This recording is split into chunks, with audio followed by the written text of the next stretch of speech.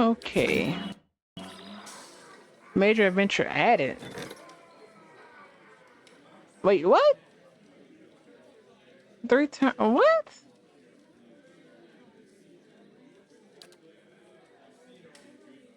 Major.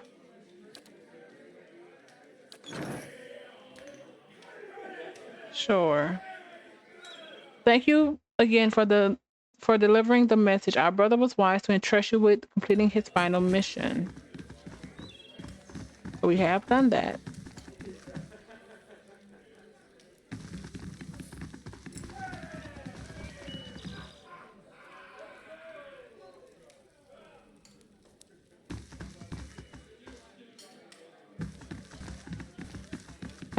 Have a moment. I would like a word with you. Save it. That never ends good. Gods keep you. Twinette. A slender woman in dusty leather locks eyes with you. It's good to see someone from more civilized lands around here. Her unkempt hair sprouts in a wavy black tufts. Despite the fine features that sculpt her face, a cleft chin completes her boyish appearance. I'm learning firsthand the many shortcomings of Clefairdon hospitality. Her gloved hands come to rest on the pommel of a long estock cinched low on her hip. I can almost forgive the hostility towards outsiders, but the temperate taverns and these watered-down drinks inexcusable. I hope I don't seem too forward, but I've heard of you. A sly smile carves a dimple on her cheek. You're famed among the dozens, and that makes us allies. She gives you a coquettish sideways glance. And allies, well, they help each other. Do they not? Who are you? She passes the dust off her leggings and gives you an exaggerated courtesy. Where did I leave my ambassadorial manners? She flashes a mocking smile. I am Quineth. Pleasure to meet you. She lifts an eyebrow with a blushing smirk. For the time being, though, I'm just another Estremor minding her own business. What help do you need? My friend has drawn some unwanted attention. She looks to both sides, scanning for uninvited listeners. Clefairdon scouts, and not just any mob of local zealots, the Fangs. She pauses to let the name settle in the air. The Fangs are a brutal, relentless bunch, eager to make an example of troublesome outsiders. As for why I need your help, her smile widens as she speaks. I need someone to warn the expedition that trouble is coming, and I need someone ready to fight if it comes to that. She taps her hand on the pommel of her estock. With any help, I will reach my friends before the Fangs do, but if not, the Fangs have a reputation to uphold, so they might require spilling blood. What did your friends do to draw the attention of the Fangs? Just setting foot in Ironclad is a good way of offending a tribe. Did you go through their ruins? I don't know how they picked up our trail. I suspect one of our newer scouts didn't cover his tracks well enough. When I spotted the Fangs, they were retracing a path the expedition had taken days before. Tell me about your expedition. I like to think we're a mission of reclamation. She darts a shrewd smile. It is said that our armies left behind many valuables in that hasty retreat from Irgonfat at the end of the War of Black Trees. So the way I see it, we're simply gathering up that... Oh, you did go rummaging about. So the way I see it, we're simply gathering up what our ancestors left behind. I doubt Dr. Fathers agree with me on this, she adds with a dimpled grin. My expedition set out from Defiance Bay, heading directly east to cross into Gulfathan lands. I split off once we arrived at the Bell, the natural frontier between our nations. The plan was for me to keep my eyes on the Gulfathans while the main group scouted the targeted area. For days we eluded them. She walks her fingers over the back of her leather glove, leaving a trail on its dusty surface. But the Fangs got wise to our presence. Your friends are trust. Wait. Why aren't you with your rest of your friends? Why not warn them yourself? She stiffens at the question. It was my turn to handle for patrol. I spotted the Fangs on my trek back to camp. I knew that rejoining the main group would risk leading the enemy right back to the expedition. I know the woods, and I know how to stay quiet. But I didn't want to stake my friends' lives on my ability to sneak past expert hunters like the Fangs. If they noticed me warning my friends, we'd have been overrun. She lifts her head to one side and points to you with a grin. But if they notice me and some reinforcement like say you, well, at least then we can scare them off or put up a good fight. Your friends are trespassing. By local customs, they're criminals. She frowns and blinks at you several times. You'll forgive me if I'm not sympathetic with paint. Oh wow, painters and their barbaric laws. I'm not pretending that what we're doing is noble. I just don't believe trespassing is a crime that warrants execution. I'll help you warn the expedition. She smiles to an overt display of dimples. Excellent. I knew I could count on you. She leans in and whispers. Assuming the Fanes didn't already get them, my friend now be on around the should be all around the Pilgrim's Trail in the North World. The plan was to camp along a trail leading to a temple of Halea. Find my comrades, warn them the Fangs are coming, and help them clear out of the forest. I'll head out first on my own and see if I can lead the Fangs astray and build up some time and buy us some time. She pulls her e-stock a few inches out of its scabbard and cracks a smile. If the gods smile on us, we won't have to draw still. Should it come to that, I'm glad you're on our side. So where are we going? Um, we are going to Pilgrim's Trail, Northweld.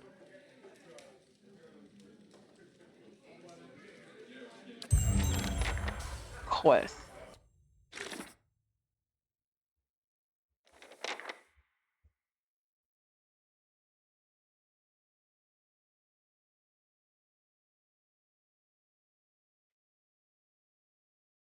Uh, at the side of the path leading into Halea's temple.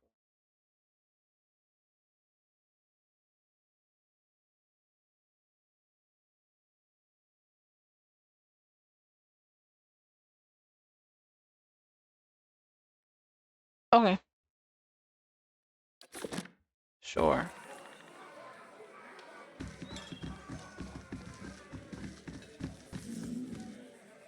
Do you have a normal name? Consider it done. Give me a real challenge. The bed rocks with a gentle swing. What do you have? Oh, and let's talk to you. I can't talk to. Interesting.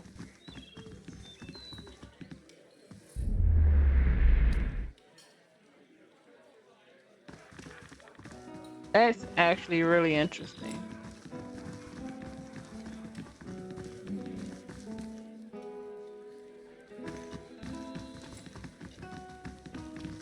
That should be it. Yep.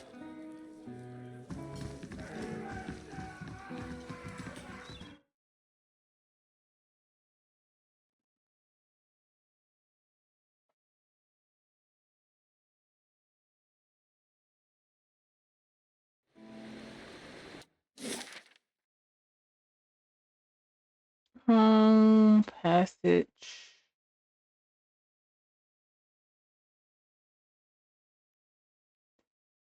District.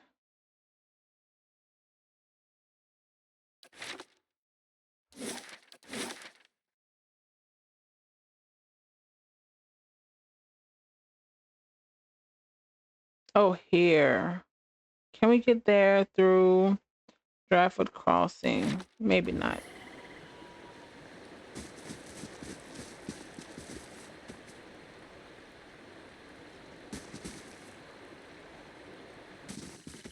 All right.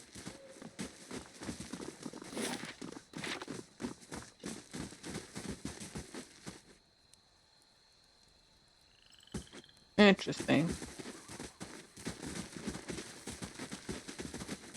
You can probably go into the market first.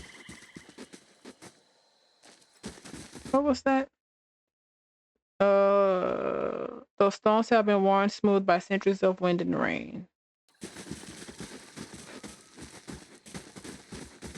What's this? Oh, sure. Lock picks.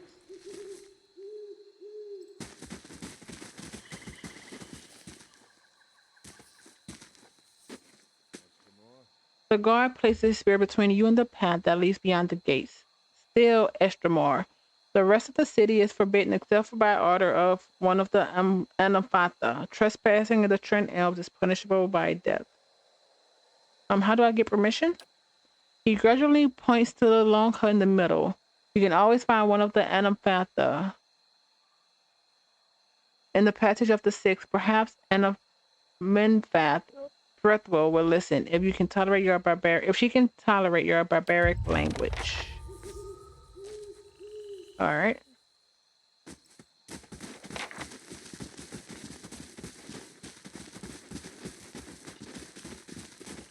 My thoughts will be as silent as my feet. How? Why is all of this? I don't want that anyway. And of course you can see me.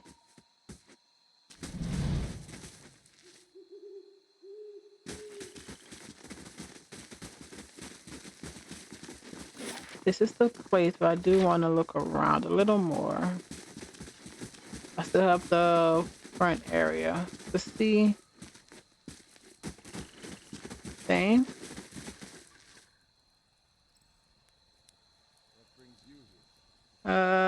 Walk away.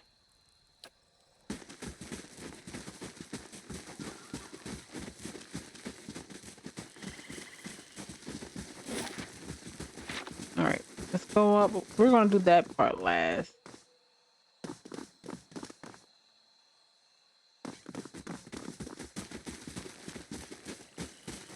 Build turret.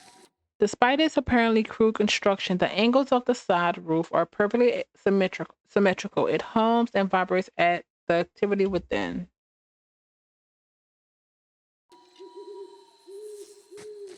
No, Simic's hearth would not have warmth for the foster child. Huh? This Clefaitan woman carries herself with pride. Watch your words. Smoke is in... Wait, what?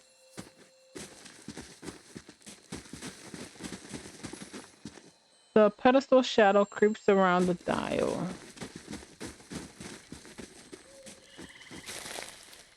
Save it.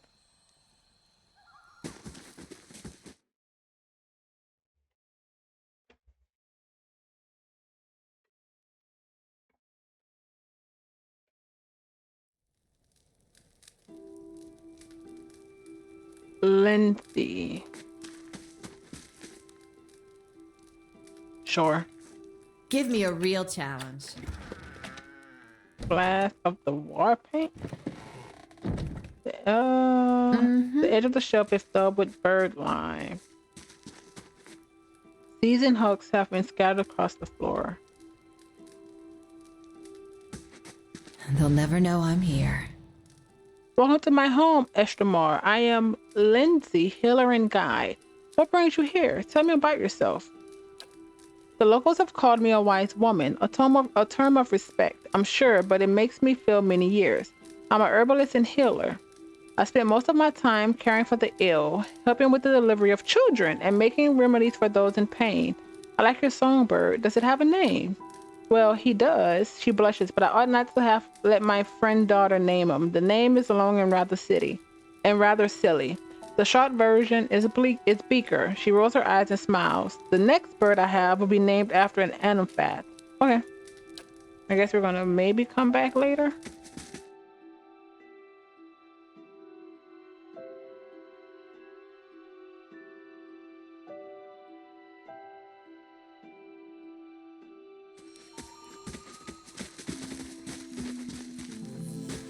Another protector. Yeah, walk away. I didn't even click anything to go that way.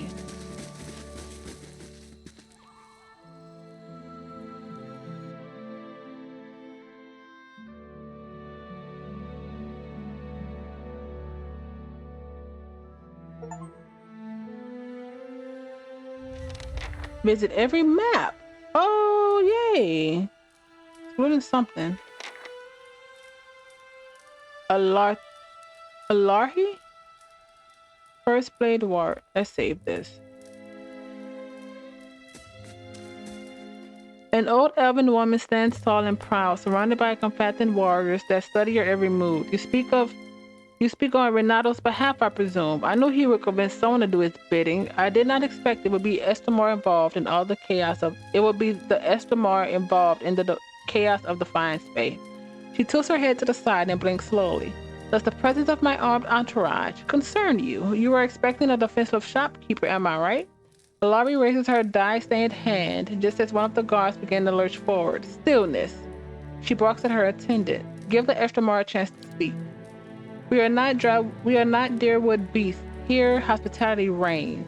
Alarhi nods to you, holding up an open hand, her palm and fingers covered in blue and green dye. Envoy of the Valiant, speak the message you are here to deliver. I want to hear your side of the story. The first step of a sensible path, she muses, scratching her chin. Renato did purchase from me several bushels of Edorat Gala, and for it he paid a high price, but did so willingly, saying it was a bargain right as he handed me his copper. It was after our trade that the Valiant spit his venom. Alarhi's voice grows angry. Renato accuses me of trickery, of fraud, claiming I delivered wilted likeness of Alarda Gola, and not the genuine root. Such nerve, for in truth he is beyond the help of Eldra Gola. She holds a blue-dyed finger in the air before curling it down slowly, smiling as she does. Renato's old boat isn't firm enough for a full draw. No amount of Eldra Gola will give him the spirit of a young hunter. Wait, what? A fair deal was made, and now Renato objects. Angry that his withered family plow is beyond herbal remedies, she shakes her head, her voice becoming a growl. I have never sold anyone a remedy I knew to be false. If Renato does not silence his slanderous tongue, we will do it for him. I'm here for his, what kind of, I'm here for his money.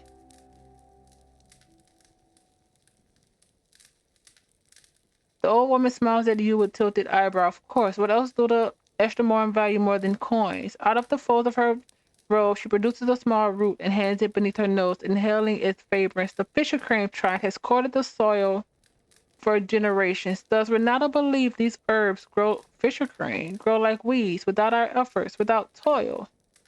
She smashes the plant stalk between her palms, adding streaks of rusty orange to the blue and green dyes already soaked in her hands. The deal has been done. Renato has the spoils of his harvest. We cannot reunite the Valiant with his coin anymore. Then we can put the Adora Gola leaves back on the stem. Tell Renato he must accept the consequences of the deal that he negotiated. If he continues to mill false tears of indignation, we will show him how petulant children are disciplined.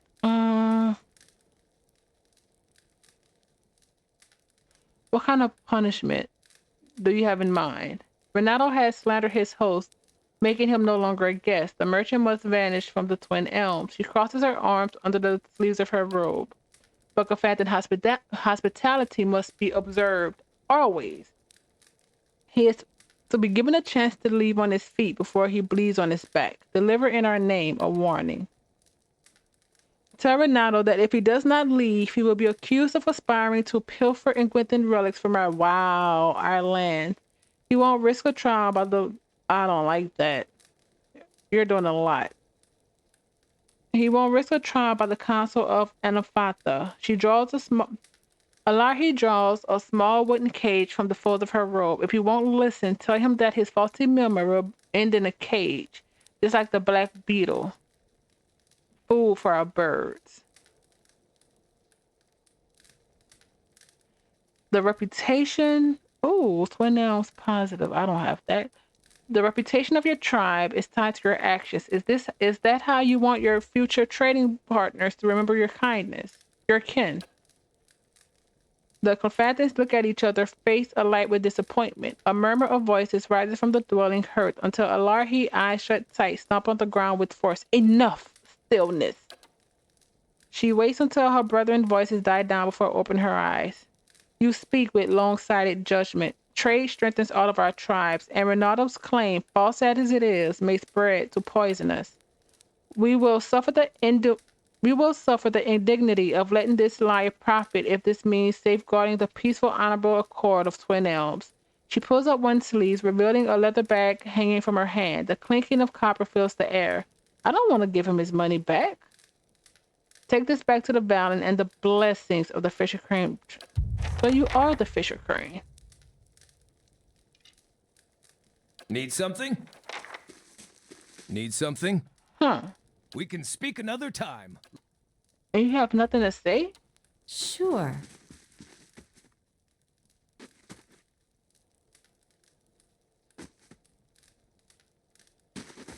Valiant Master? I don't have it. Spread across a lumpy pallet of straw, the hide blankets are surprisingly soft. What are we looking like? Defiance, Driver, Twin. Still neutral. Nothing changed here.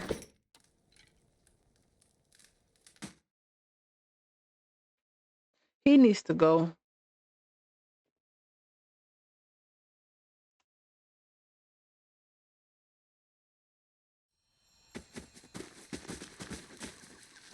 Let's save it.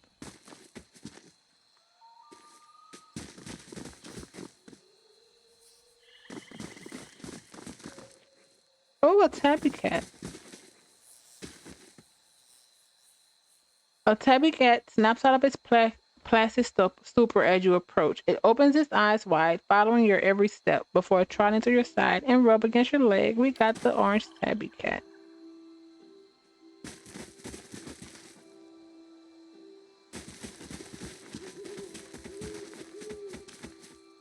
And we come to honor the temple of the noon frost.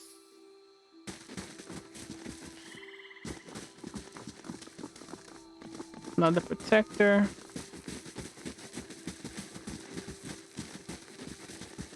I'm on the trail. Nothing. Hearthstone Market.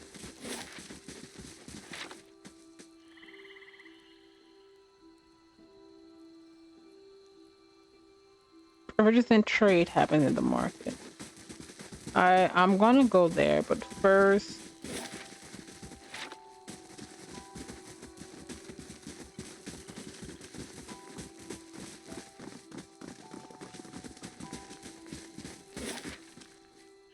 let's go back to him.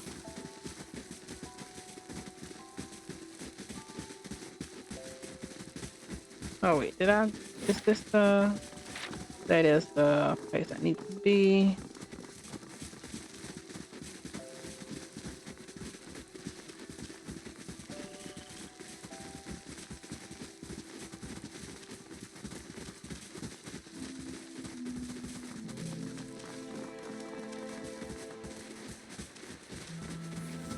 Come on. Nope.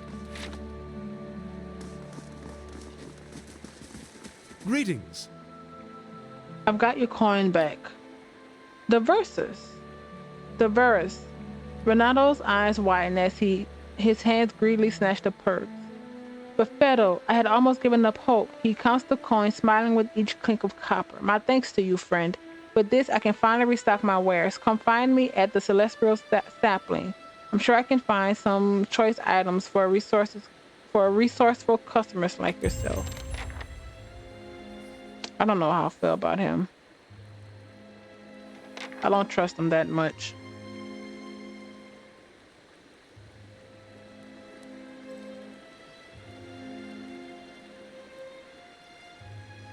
Okay. Let's go in the Passage of the Six.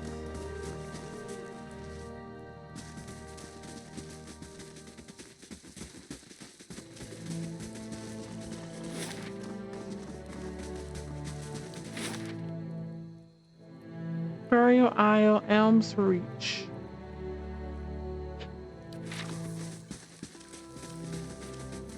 All right, warriors.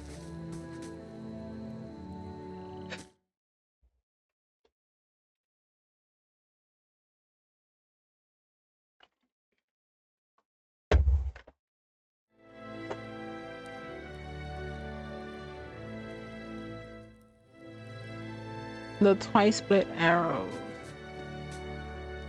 The three-tusked stalagar, keepers, compass, cranes, stalagars, arrows, and brambles. In this hall, all 6 Crfathan tribes come together as one people, or at least tradition suggests we try to behave as one.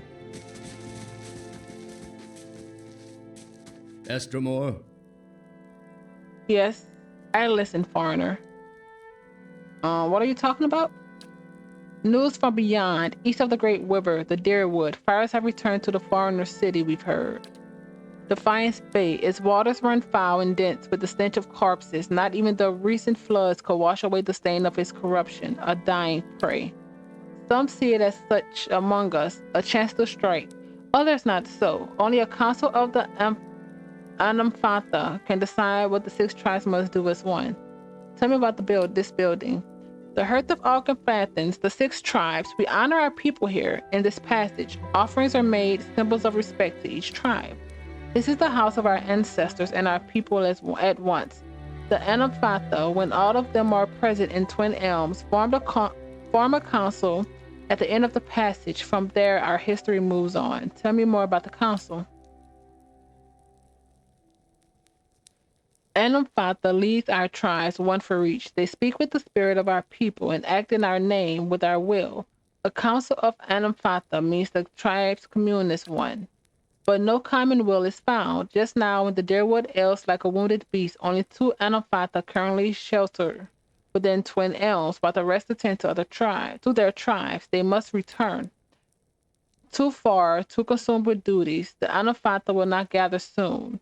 Another season at least. Oh, wow. We wait until then. That's not good.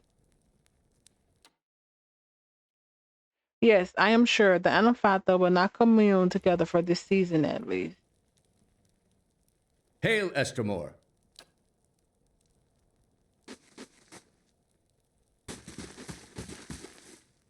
The stone bramble.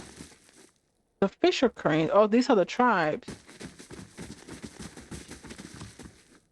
The keeper of the stone. The If guided secrets whisper compass. here, I shall listen for them. Anamphantha council. Wait. No. I don't know if I should go through with this. Make the trade deal with the Anamenfath.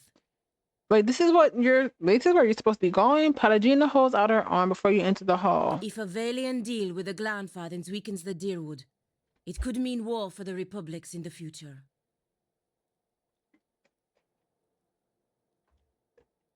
What other options do you have? I could put the idea in the Anamenfath's head that the Republics are not interested in exclusive trade, but limited trade of goods that they do not already trade with the Deerwoodans.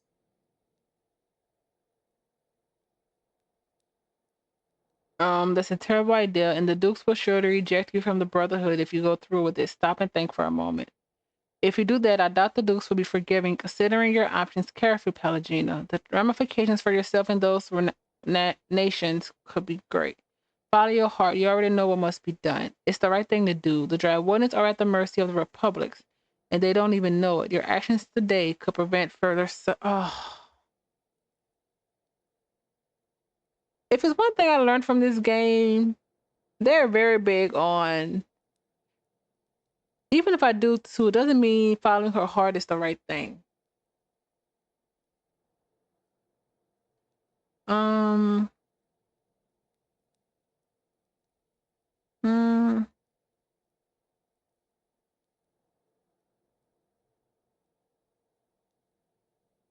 trying to decide.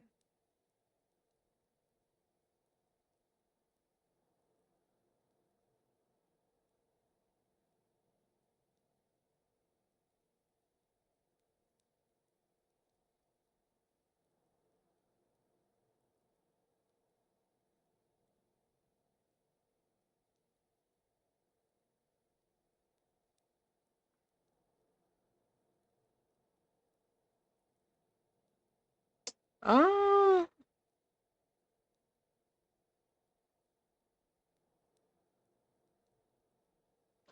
I don't. Do I want her to define her orders?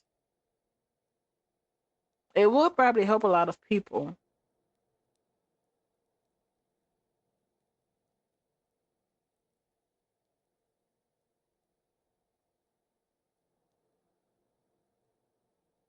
Hmm. I can. Do I want her banished though?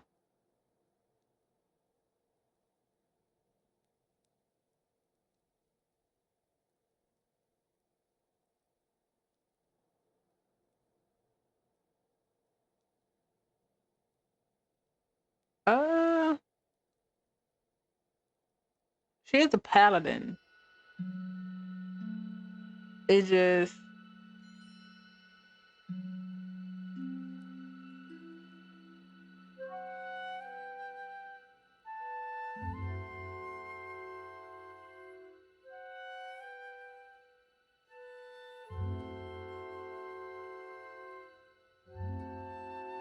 Hmm. Paladin. Do I think she learned enough? I feel like she does love. She loves her homeland for sure.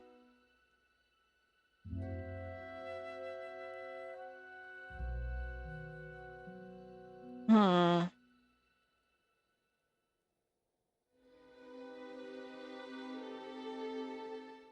What do I want to?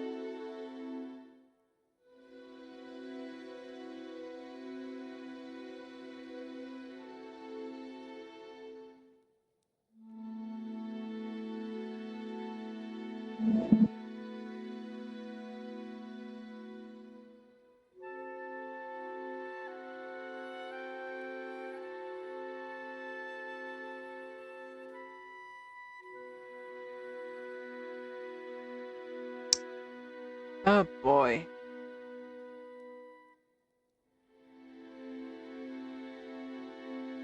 Uh,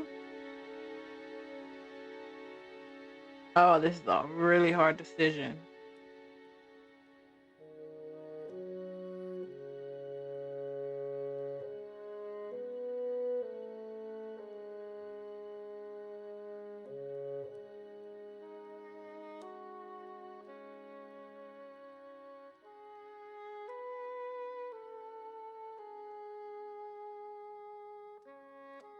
Um. Mm,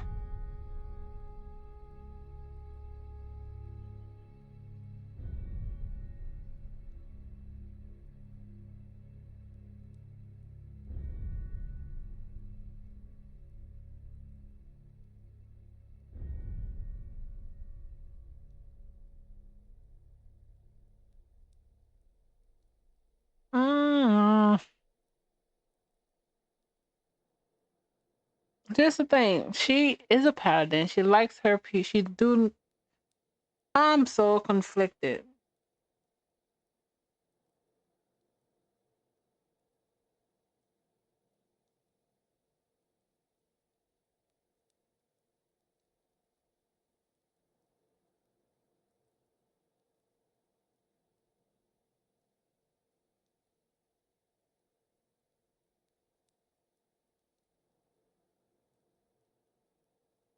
Do I?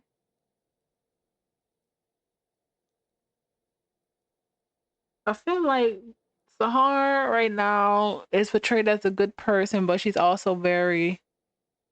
I want to say like mainly she's intelligent, but she's rational. And I do feel like if we do the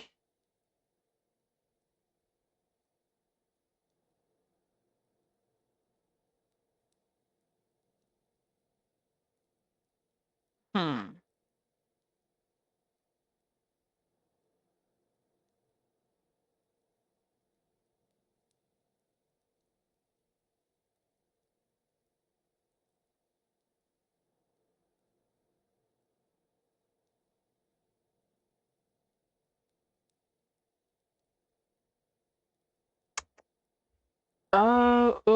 I have to do to be forgiving.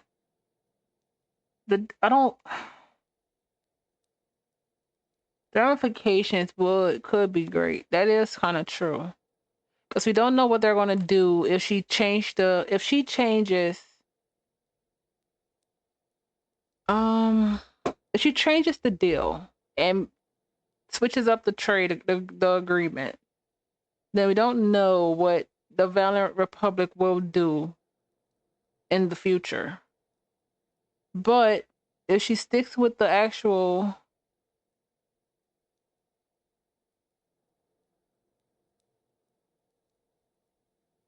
you know, I may regret it, but she has been kind of not zealous, but she's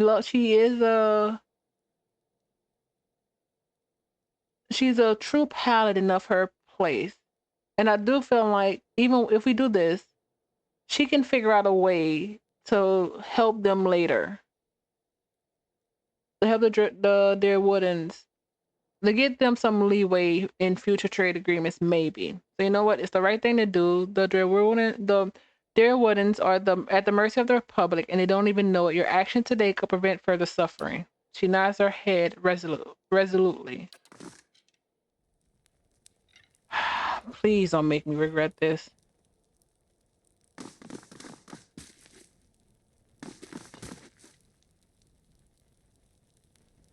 Another Estremore. What do you Estremore. want? A middle-aged Arlen woman stands at the back of the longhouse, an expression of irritation on her narrow features. As you approach, she takes a decisive step towards you. Sagani leans in, careful. This woman's young for an elder and looking to prove herself, I think. I'm looking for another who passed through the city. You know what? First, I want to visit the other districts of the Twin Elms. There are reasons we don't let you Estremoran roam our sacred city. Reasons I am coming to understand. A scowly creases her round face.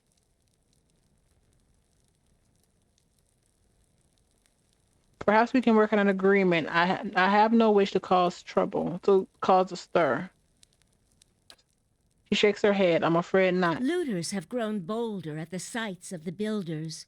The people of Defiance Bay set fire to their own city. And every week, the 3 Tusk Stelgar bring news of more desperate settlers pushing at our borders, trying to escape their plague of Anolfane children. Anolfane. Suddenly, you feel the presence of someone else in the hall. The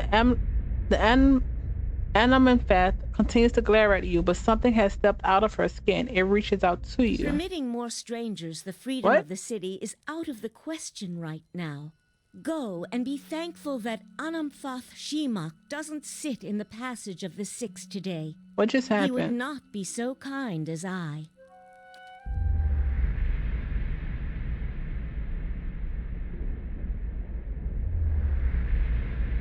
A vision of an Arlen man appears near Bethel.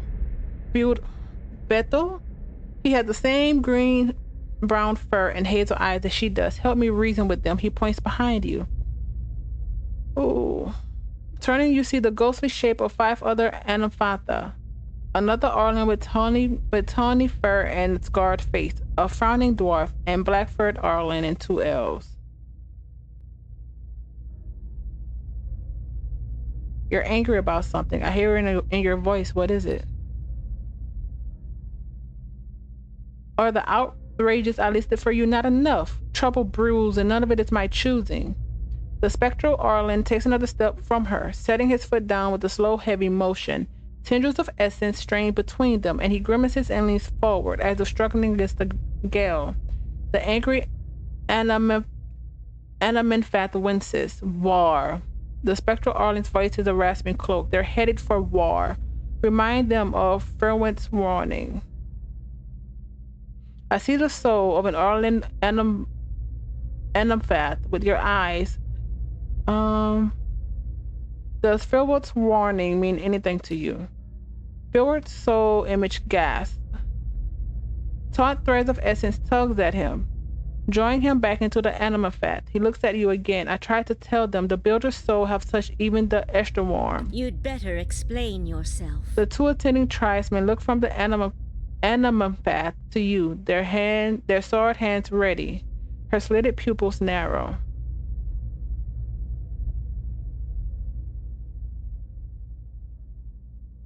The Builder's soul has touched even the Esterworm. There's no way you could have known this saying. Not unless you are a Galuth on Anums, a watcher of souls. She gasped at the last of Finwood's soul faded back into her. The tribesmen gape at you. She takes another step towards you. Yes, I am a watcher. She nods. That explains much. Feralt's warning came before the Broken Stone War.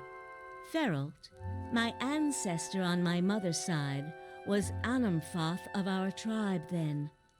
When the Estramoric farmers defiled the builders' monuments, Feralt urged the other Anamfotha to patience, but louder, angrier voices prevailed. She folded her clawed hands in front of her and gazes down at them.